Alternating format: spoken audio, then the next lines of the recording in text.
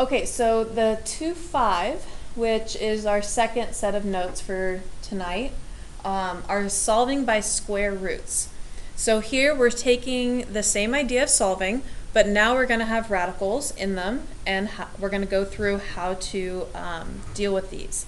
We're also going to be doing more of this on Friday.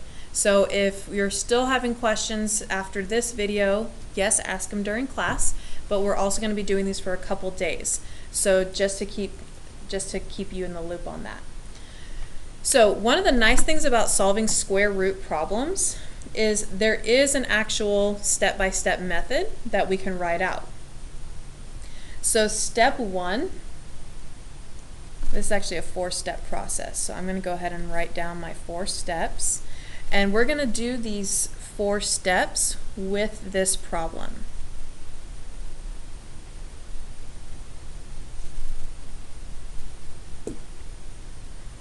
So our first step is to isolate the radical. In other words, get the square root by itself. So if I have a number out front, I'm going to divide it over. If I have a number outside being added or subtracted, I'm going to add or subtract it over.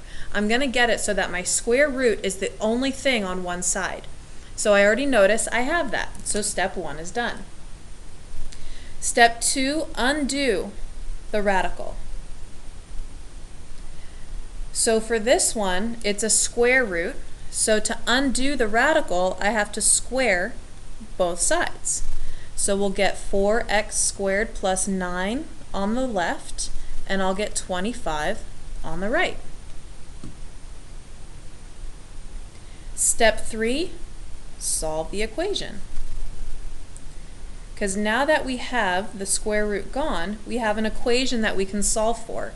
So when I look at this, I notice I have an x squared only, which means I don't need a double bubble. I can actually isolate the x squared. So when I solve this, I'm going to start by subtracting 9 to both sides. Then I'm going to divide both sides by 4. And when I square root both sides, I have to remember whenever we square root to solve, we have to put a plus minus. So I get plus minus 2. Now here's where step 4 comes in. Check your solutions. Okay, because of this idea of squaring or undoing the radical, it tends to open up the ability for extraneous solutions. So a lot like our restrictions were there for us to check for extraneous solutions. Whenever we have square roots, we also have to check for these extraneous solutions. So we're just going to go plug in 2. So if I had 4 times 2 squared plus 9, does that equal 5? So that's what we're checking. So 2 squared is 4. 4 times 4 is 16. 16 plus 9 is 25. Square root of 25 is 5. So check.